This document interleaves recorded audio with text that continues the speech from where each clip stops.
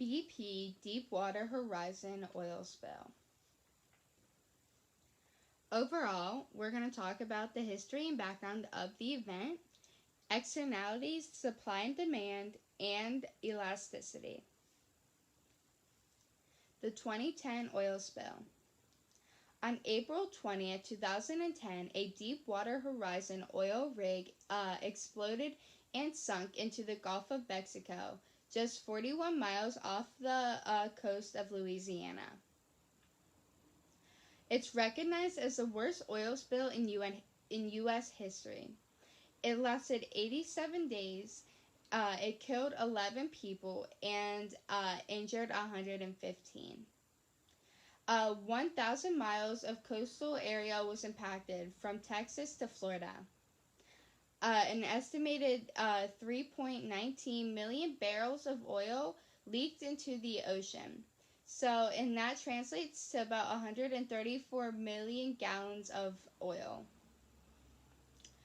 About 125 dolphins died because of the oil spill, and sea turtle nests significantly dropped following the oil spill. Many fisheries closed or suspended operation for the year because of the oil spill, and the rig was capped on July 15th, 2010. So I'm going to explain definitions, and then I'll talk about how they were a part of what happened on the next slide. So an externality is the uncompensated impact of one person's actions onto the well-being of a bystander. Internalizing the externality.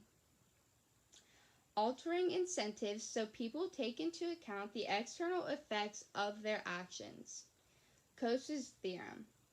The proposition that if private parties can bargain without the cost over allocation of resources, they can solve the problem of the externality on their own.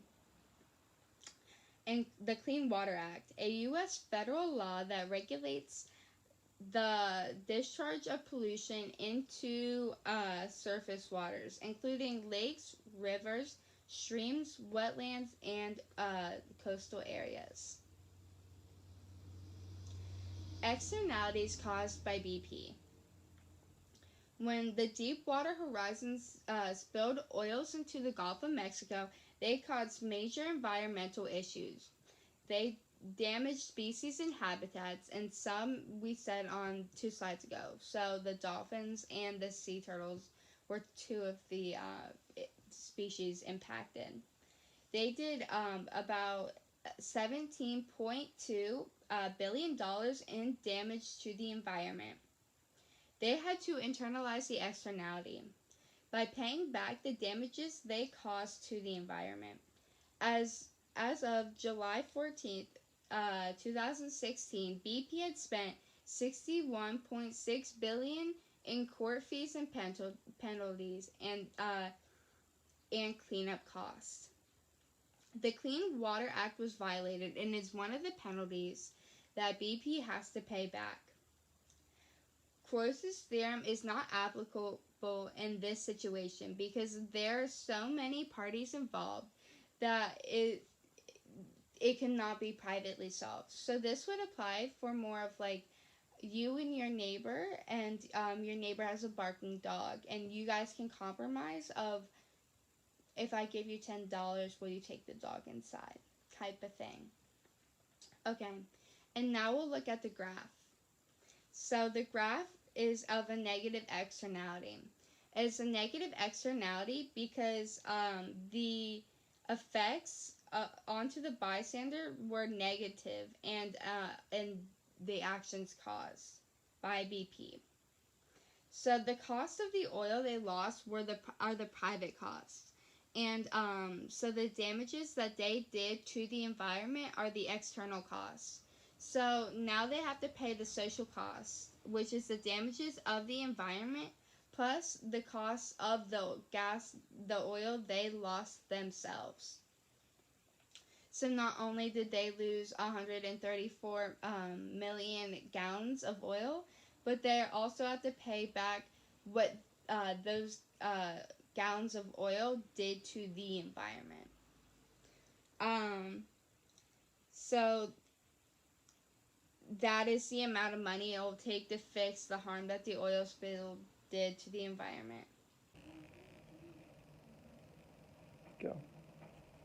So now the question is, how is supply and demand in the oil industry impacted by the BP oil spill?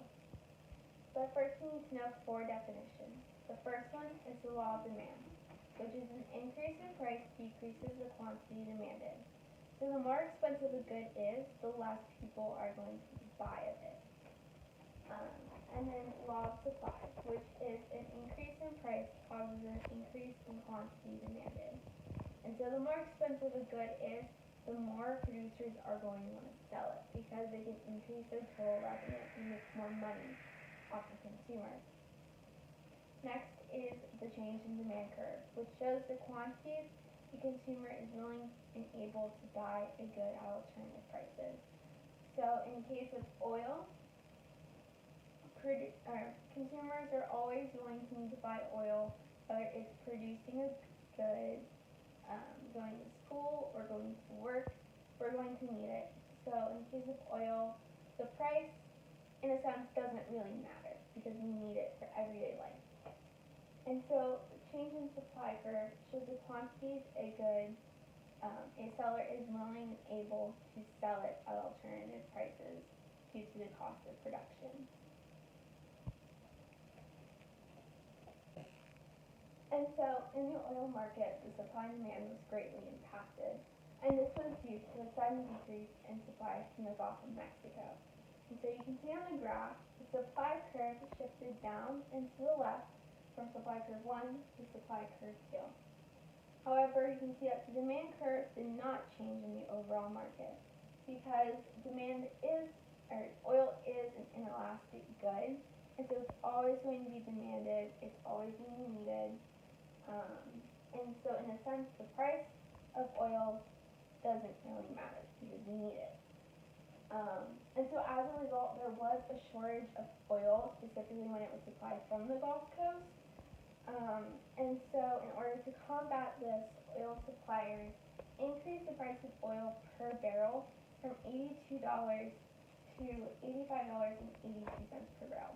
And so that also created a new equilibrium because oil suppliers needed to find that new balance. And so on the graph, again, you can see that the original equilibrium would have been if supply 1 meets the demand curve, but then they need to shift it down and to the right with supply curve 2, where it meets with the demand curve. And so this also greatly impacted the average American. On April 20th, 2010, the average retail gas price was $2.90 per gallon, where previously in March it was $2.82 per gallon. And so even though BP's reputation is so greatly impacted by the oil spill, and it's one of the first things people think of when they think of BP, they were able to recover that loss of oil and even increase their supply of oil through new investments with the United States. And this is specifically through shale, which is becoming more well known and more used. And so with the average American, the price of gas returned to $2.79 per gallon by a month and a half later, which would have been about mid-June. And so that's quite surprising considering that June is the start of summer break, so people are going to be traveling more, they're going to be outside just enjoying that warm weather, so gas prices are usually a lot more expensive. And so that's just quite surprising of how even though we are entering an area or a season where gas prices are high, BP and gas retailers overall were able to recover from that loss. Elasticity is based off of 3 main factors: how the market's defined, the time you have to react to the situation, and if there are any substitutes for the good. Price elasticity of demand is the responsiveness of quantity demanded to a change in price, aka how the consumers react to the change in price, whether it goes up or down, and how much they demand. If a market is broadly defined, it's very difficult to find a replacement for it, and it leads to the good becoming inelastic. If there is not much time to react to a situation, it also becomes inelastic. Lastly, if there are no substitutions for the good, then it becomes inelastic because no matter what, you have to buy the good. If a good is elastic, then you are able to buy different versions of the good if you can substitute it. For example, if you were a Colgate person and you only buy Colgate toothpaste, and all of a sudden the price for one tube of toothpaste skyrockets up to $10, you are very likely to switch the brand of toothpaste that you use.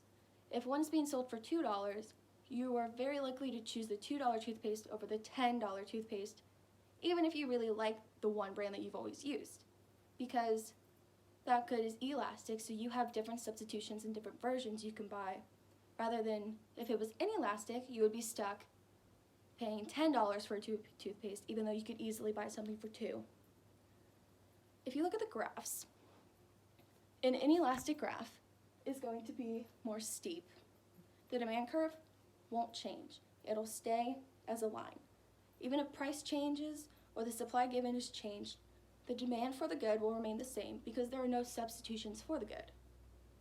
If, however, the good is elastic, then the graph will become more flat, because if the price increases, the demand will decrease due to the fact that you can buy the same thing but for less. If in fact it decreases, the demand will also increase for that good because they would buy it more. So inelastic, the demand doesn't change, whereas elastic, the demand can change. When you look at the oil market and the elasticity of it, you can easily see that it is inelastic. After the oil spill in 2010, gas prices spiked, but people still had to buy gas. The price may have changed, but not the demand to it. No one really responded in a way of, I'm not buying this gas because I can buy this, because they couldn't. This is proving that the oil market and the gas market is inelastic. Here's why the gas market is inelastic. There are no replacements for gas. If you can't get gas in your car, you don't have a substitution for it. If gas is up to $5 or $6, you have to buy it. Even if that's very expensive for a gallon, but there's no substitutions for gas. It's also a broadly defined market. All gas was affected. This becomes harder to replace it. It wasn't just one type of gas. It wasn't just diesel, it wasn't just premium, it wasn't just regular. All gas was affected. If, for example, just diesel was affected, then you could stop driving a truck, drive a regular car, pay regular gas. However, all gas was affected, and so therefore, it became a broadly defined market. It also happened in a very short period of time. Right after the oil spill, gas prices spiked, leading to people just having to adjust in a snap of a finger. So there was not enough time for people to figure out different modes of transportation or anything like that. If, for example, you learn that oil prices were going to change, so therefore gas prices were going to increase in, say, a year or a year and a half, this opens up for people to figure out, okay, what can I do? So they can figure out, do I want to buy a new car that's electric? Do I want to just Uber everywhere? Do I want to bike if it's possible instead of drive to work? Or I could take the bus or any other mode of public transportation. However, in 2010, people couldn't figure that out. They had to react very fast to the gas prices increasing because they had to.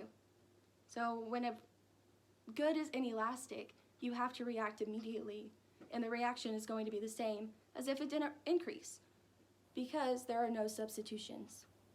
So in conclusion, the oil market and gas prices are both inelastic due to the fact that you can't really replace them. The good is the good, and that's it. There's no substitutions or anything like that. And then here are our resources that we used for the oil spill of 2010. Thank you for watching.